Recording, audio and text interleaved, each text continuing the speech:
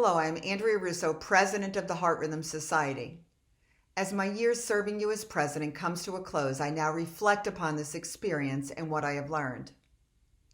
Some challenges were easily anticipated, while others were quite a surprise. The year started with anticipated controversies related to recertification. The HRS Board of Trustees and I have been advocating for changes that would make ongoing certification through ABIM less disruptive and more customizable. We support a program that is relevant to a physician's practice, giving credit for ongoing education in which the diplomat is already engaged. We recently called for the suspension of all MOC requirements in 2020 due to COVID-19, and I am happy to say this has been granted. While there are ongoing challenges, with your help, we have made progress and look forward to improved longitudinal learning experiences. By contrast, the far-reaching impact of the COVID-19 pandemic could not have been anticipated.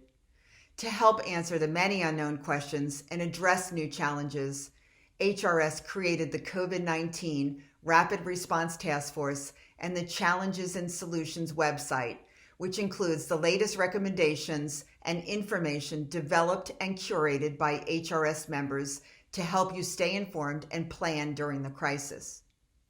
The task force and website have provided general guidance for QT monitoring, updates and education from EP leaders across the world, updates on advocacy efforts to promote protection of healthcare workers who battle against the spread of disease, and a multi-societal guidance document for EP procedures. Guidance for remote ECG monitoring and ways to help EP professionals return to work and adapt to a new normal are also in progress. I believe there is a silver lining in this unprecedented time. It has been truly heartwarming to see how passionate, altruistic, and collaborative our colleagues have been.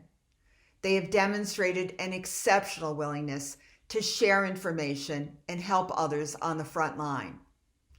Arrhythmia and cardiology societies throughout the world have aligned to share knowledge and best practices and rapidly develop guidance statements to best serve patients and support each other. It is our collective resolve that will make us stronger in the end. HRS is making progress in expanding our role in supporting research.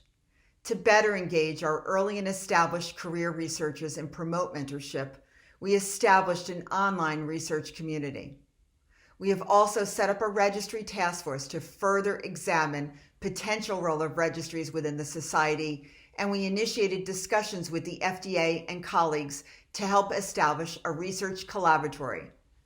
We will also continue to seek increased funding for fellowships and travel grants to support our next generation of investigators. Advocacy and healthcare policy have also been important this year. We have worked for expansion of telehealth services, allowing greater flexibility for physicians, which has been particularly important during the COVID-19 pandemic.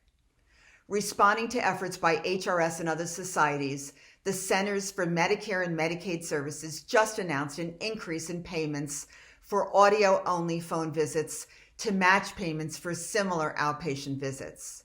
We also push for greater protection of healthcare workers during COVID-19 by sending letters to Congress and to the White House Task Force requesting an adequate supply of appropriate PPE for colleagues on the front line who are battling against the spread of disease.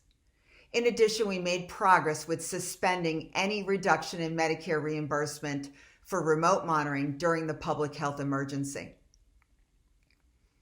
HRS has advanced our commitment to quality improvement through development of an atrial fibrillation Center of Excellence task force to identify best practices and improve outcomes of patients with atrial fibrillation. This includes creation of a manuscript that focuses on multidisciplinary care that strengthens team-based care and promotes collaboration with professionals outside our traditional EP teams. A diverse group of volunteers helps HRS broaden our ability to communicate and integrate with different cultures and groups, sharing ideas and values, enhancing innovation and creativity. To support our commitment to diversity, we initiated a diversity, inclusion, and equity task force to help guide societal initiatives. I believe diversity within the society should include not only different racial and ethnic groups, men and women, but I've also supported inclusion of earlier career members. We are a global society and global citizens. Working with our international partners is one of the most effective things we can do to foster excellence in the care of patients with heart rhythm disorders. I am especially excited about our multi-societal document initiatives, our partnerships on international meetings, and our recently expanded role of the Ambassadors Program, which is now a full committee for global relations. We spent a lot of time this year developing a new strategic plan for the next 4 to 5 years, and we involved a very diverse group of leaders and future leaders of HRS, including earlier career members. These Pathfinders contributed many valuable ideas and recommendations, which will help guide upcoming initiatives and lead HRS in the future. After 40 consecutive years of gathering together for our annual scientific sessions, we were not able to meet for the 41st time in San Diego this week due to COVID challenges. But we are a society that deeply values education, and we needed to make a course change. Our team demonstrated resilience and flexibility by moving forward in a new direction. The pandemic gave us a jump start in utilizing online platforms to deliver HRS 2020 science. HRS ensures that the best education content in our field is available to you when and how you want it all year long through Heart Rhythm 365, our digital platform. In addition, we have developed a new initiative, HRS TV, which launched with an inaugural program about COVID and the front lines across Asia. And finally, there is leadership development. The continued growth of our field depends on cultivation of innovative, diverse, and dedicated leaders. I am passionate about engaging our earlier career members to ensure they have mentoring and growth opportunities to prepare for their roles as our future leaders.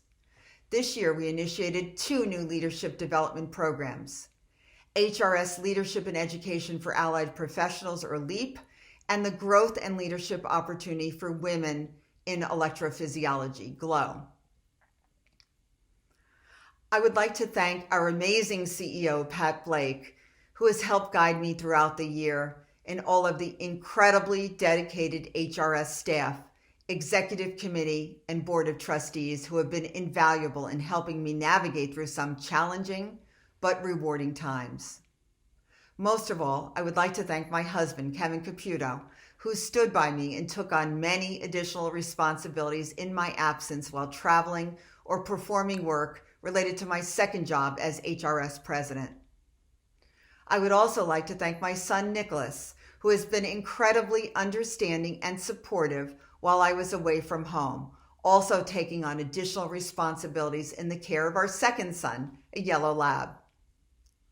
Serving you as HRS president this year has been an incredibly rewarding experience and the opportunity of a lifetime. Although I am sorry we could not meet in person, I would like to thank you for this honor and privilege, and thank you for a terrific year.